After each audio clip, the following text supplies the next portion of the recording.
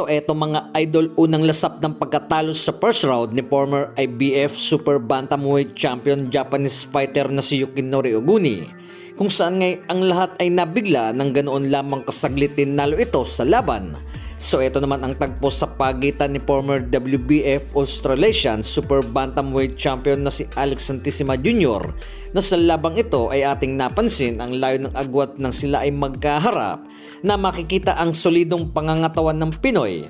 Well idol, sa apat na talo nito ni Oguni ay lahat ng ito via knockout. So noong taong 2013 ay nasilat ito ni Shingo na tinigil na lamang ang laban nang dahil sa nabugbog na itong si Oguni na nakataya ang OPBF title.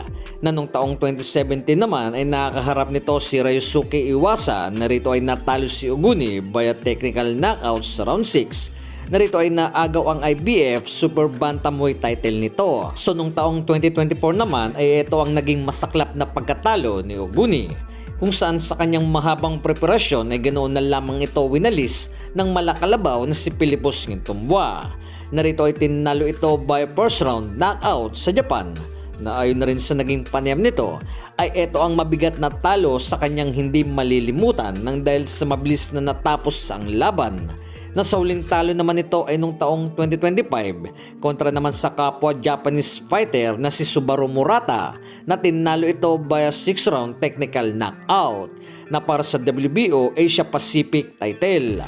So base na rin mga idol sa boxing style na ito ni Oguni ay wala naman itong pamatay na suntok, kung saan ngay gumagamit lamang ito ng talino sa laban na ang kanyang pagkabeterano ay ginagamit sa bakbakan.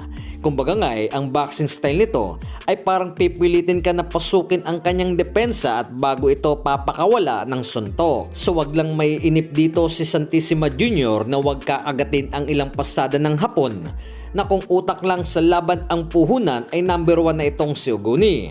Subalit kung ma-pressure naman ito sa kalaban na tulad na lamang sa nangyaring laban kay Ngintumboa ay sigurado mauuwi sa knockout ang panalo ng Pinoy.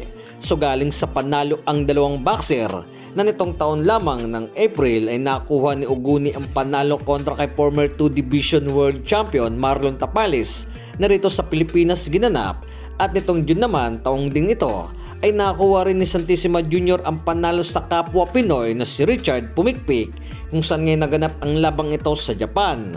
So nasa maayos naman na kondisyon ngayon si Santissima Jr. at tiwala tayo na kaya nitong manalo. So patungkol naman mga idol kay former world title challenger na si Jonas Sultan ay posted sa kanyang official FB page ang nooy maayos na kondisyon nung ito ay nag-undercard sa labang Casimero kontra Regundo noong taong 2021. Well idol, ayon na rin sa Zamboanga Valientes sa kanilang official FB page ay nakatakda ngayong taon na ito na lalaban si Sultan ngayong October sa Pinas, nakakaharapin ang isang Thai boxer na makakasama nito sa boxing event ay si Rodelyn Perez.